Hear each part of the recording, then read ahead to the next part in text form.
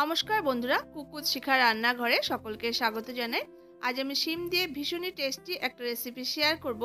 শিমের এই রেসিপিটা গরম ভাতে প্রথম পাতে মেখে খেতে কিন্তু দুর্দান্ত লাগে। তো আমি এখানে শিম নিয়ে নিয়েছি। শিমটাকে খুব ভালো করে ধুয়ে জলটাকে ঝরিয়ে নিয়েছি। এরপর দেখুন শিমের যে উপরের দিকে নিচের দিকে সুতোর মতো অংশটা আছে সেটাকে ফেলে দিয়ে শিমটাকে দেখুন 4 টুকরো করে আমি কেটে নিচ্ছি। তো এরকম ছোট ছোট টুকরো করে করে শিমটাকে কেটে নিলে ভালো হবে। তো দেখুন এইভাবে করে সমস্ত শিমটাকে 3-4 টুকরো করে কেটে নিচ্ছি। তো এখানে শিমের পরিমাণটা আমি আমার মতো করে নিয়েছি, তবে আপনারা যতটা পরিমাণ বানাতে চান সেই রকম পরিমাণ মতো আপনারা শিমের পরিমাণটা অবশ্যই নিতে পারবেন। তো শিমের এই রেসিপিটা আশা করছি আপনাদের কাছে খুব ভালো লাগবে। যদি ভালো লাগে অবশ্যই একটা লাইক করবেন, শেয়ার করবেন। আর আপনি যদি নতুন দেখছেন চ্যানেলটি, যদি ভালো লেগে থাকে তাহলে চ্যানেলটি সাবস্ক্রাইব করার অনুরোধ রইল। তো দেখুন সমস্ত শিমগুলোকে আমি কেটে নিয়ে নিয়েছি। এরপর শিমটাকে সেদ্ধ করে নেব। তো আমি একটা কড়াইতে আগে থেকে বেশ কিছুটা জল দিয়ে গরম বসিয়ে দিয়েছিলাম। এবার শিমটাকে সেদ্ধ করে নেব খুব ভালো করে। আর এই শিমটা কিন্তু কাটার সময় অবশ্যই কিন্তু খেয়াল রেখে কাটতে হবে। শিমের মধ্যে কিন্তু অনেক সময় পোকা থাকে। তো অবশ্যই কিন্তু সেটা মাথায় রেখে শিমটাকে এরকম করে ছোট ছোট টুকরো করে কেটে নিতে হবে। তো এবার শিমটাকে খুব ভালো করে সেদ্ধ করে নেব। তো শিমটা সেদ্ধ হতে থাকুক। তো আমি এই সময় একটা মশলার পেস্ট তৈরি করে নেব। তো আমি একটা মিক্সার জার নিয়ে নিয়েছি, তাতে 1 চা চামচ পরিমাণ আমি কালো সর্ষে দিয়ে দিয়েছি, আর 1 চা চামচ পরিমাণ পোস্ত নিয়ে নিলাম। আর এখানে 1 টুকরো মতো আমি নারকেলকে ছোট ছোট টুকরো করে ছুরি দিয়ে কেটে মিক্সার জারের মধ্যে দিয়ে দিয়েছি। আর নারকেলের নিচের পিছনের দিকে যে অংশটা আছে কালো মতো, সেটা কিন্তু অবশ্যই ফেলে দিতে হবে। তো এবার দেখুন এরকম ছোট ছোট টুকরো করে নারকেলটাকে আমি দিয়ে দিলাম। এবার শুকনো অবস্থায় প্রথমে এটাকে একটু গুঁড়ো করে নেব। তো শুকনো অবস্থায় প্রথমে আমি দুবার একটু চালিয়ে নিয়েছিলাম। তো দেখুন গুঁড়ো করে নিয়েছি। এরপর এতে সামান্য একটু জল দিয়ে একটা স্মুথ পেস্ট তৈরি করে নেব। তো দেখুন এইভাবে করে একদম স্মুথ পেস্ট তৈরি করে নিতে হবে। তো দেখুন শিমটা কিন্তু খুব ভালো মতো করে সেদ্ধ হয়ে গেছে। এবার জলটা ঝরিয়ে শিমটাকে নামিয়ে নেব। আর শিমটাকে কিন্তু একটু ভালো মতো করে কিন্তু সেদ্ধটা করতে হবে। তো শিমগুলোকে আমি জল থেকে তুলে নিয়েছি। এরপর কড়াইতে আবার 1 টেবিল স্পুন তেল দিয়ে তেলটাকে গরম করে নিয়েছি। এবার আমি এই গরম তেলের মধ্যে 1/2 টিস্পুন পরিমাণ কালো জিরে দিয়ে দিয়েছি। এবার জিরেটা একটু ভাজা ভাজা হয়ে যাওয়ার পর এখানে 1 চামচ পরিমাণ আমি কাঁচা লঙ্কাকে পেস্ট করে দিয়ে দিয়েছি। কাঁচা লঙ্কা কিন্তু খুব বেশি আমি পেস্ট করিনি, হালকা একটু গ্রাইন্ড করে নিয়েছি।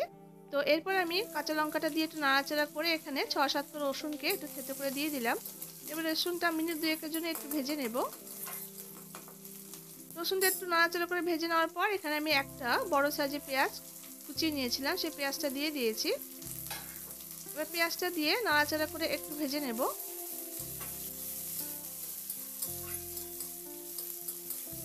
তো শিমের এই রেসিপিটা বন্ধুরা আপনারা যদি কেউ না খেয়ে থাকেন অবশ্যই করে একবার ট্রাই করে দেখবেন। গরম ভাতে কিন্তু দুর্দান্ত খেতে লাগে। তো এবার পেঁয়াজটা দিয়ে একটু নাড়াচাড়া করে ভেজে নেওয়ার পর এবার সেদ্ধ করা শিমটাকে আমি দিয়ে দিয়েছি। এবার শিমটা দিয়ে এখানে টেস্ট হিসাবে লবণটা দিয়ে দিলাম, আর এখানে সামান্য পরিমাণে একটু হলুদ দিয়ে দিয়েছি জাস্ট রং হওয়ার জন্য। এবার লবণ আর হলুদটা দিয়ে শিমটাকে নাড়াচাড়া করে খুব ভালো করে একটু ভাজা ভাজা করে নিতে হবে। তো শিমটাকে দিয়ে মিনিট 4-5 মতো নাড়াচাড়া করে একটু ভাজা ভাজা করে নেব। তো শিমটা দেখুন ভাজা ভাজা করে নিয়েছি। মিনিট 6-7 মতো একটু নাড়াচাড়া করে শিমটাকে বেশ ভালো করে ভেজে নিয়েছি। এরপর খুন্তি দিয়ে এইভাবে করে একটু দেখুন এইভাবে করে একটু ভেঙে ভেঙে দিতে হবে, তাহলে করে শিমগুলো অনেকটা কিন্তু আধ ভাঙা হয়ে যাবে। আর শিমটা যেহেতু সেদ্ধ করা আছে খুব ইজিলি কিন্তু এটা শিমটাও কিন্তু আধ ভাঙা মতো হয়ে যাবে। একদম এরকম চেপে চেপে করে খুন্তি দিয়ে হালকা হালকা চেপে দিলেই কিন্তু শিমগুলো আধ ভাঙা হয়ে যাবে। তো শিমটা দেখুন আধ ভাঙা করে নিয়েছি। তো শিমটাকে এইভাবে করে খুন্তি দিয়ে একটু চেপে চেপে আধ ভাঙা করে নিতে হবে। আর অল্প অল্প কিন্তু গোটা গোটাও থাকবে, আর কিছুটা শিম একবারে ভাঙা ভাঙা থাকবে, এতে কিন্তু খেতে ভালো লাগবে। এরপর আমি এখানে 2 চা চামচ পরিমাণ যে পোস্ত সর্ষে আর নারকেল পেস্ট করে রেখেছিলাম সেখান থেকে 2 চামচ মতো দিয়ে দিয়েছি। আর এখানে 1 টিস্পুন মতো চিনি দিয়ে দিয়েছি। চিনিটা দিলে কিন্তু টেস্টটা খুব ভালো আসবে। এরপর নাড়াচাড়া করে আরও মিনিট 3-4 সময় ধরে এটাকে রান্না করে বেশ একটু শুকনো শুকনো মতো করে কিন্তু নামাতে হবে। যখন দেখবেন কড়ার চারদিকটা একটু পোড়া পোড়া লেগে আসছে তখন কিন্তু এটাকে নামিয়ে নিতে হবে। তো আমি এখানে সামান্য একটু ধনেপাতা কুচি দিয়ে দিয়েছি। তো ধনেপাতাটা কুচি দিয়ে একটু নাড়াচাড়া করে নেব। তো রান্নাটা দেখুন আমার প্রায় শেষের দিকে, দেখুন কড়াইতে বেশ লেগে লেগে আসছে চারদিকটা। তো আমার রান্নাটা কিন্তু প্রায় কমপ্লিট হয়ে গেছে। এবার আমি নামানোর আগে এখানে 1 টিস্পুন পরিমাণ একটু কাঁচা সর্ষের তেল ছড়িয়ে দিয়ে নামিয়ে দেবো। যেহেতু সর্ষে আর পোস্ত পেস্ট ইউজ করেছি, তো একটু কাঁচা সর্ষের তেল দিয়ে নামালে কিন্তু টেস্টটা বেশ ভালো আসবে খেতে। তো রান্নাটা দেখুন আমার একদম কমপ্লিট। এরকম করেই কিন্তু একটু মাখো মাখো শুকনো শুকনো করে নিয়ে নামাতে হবে। রান্নাটা আমার হয়ে গেছে। এবার এটা গরম গরম ভাতের সাথে পরিবেশন করার জন্য একদম রেডি। তো এবার আমি একটা প্লেটে এটাকে সার্ভ করে নিচ্ছি। তো বন্ধুরা, গরম ভাতের সঙ্গে শিমের এই রেসিপিটা কিন্তু অবশ্যই একবার ট্রাই করে দেখবেন, দারুণ খেতে লাগে। তো দেখুন দেখতে কতটা লোভনীয় হয়েছে, খেতেও কিন্তু ভীষণই টেস্টি। গরম ভাত দিয়ে মেখে খেতে কিন্তু প্রথম পাতে দারুণ লাগে। আশা করছি রেসিপিটি আপনাদের কাছে খুব ভালো লেগেছে। যদি ভালো লেগে থাকে তাহলে অবশ্যই এইভাবে ট্রাই করবেন। আর আপনাদের কাছে কেমন লাগলো তা কমেন্ট বক্সে অবশ্যই কমেন্ট করে জানাবেন।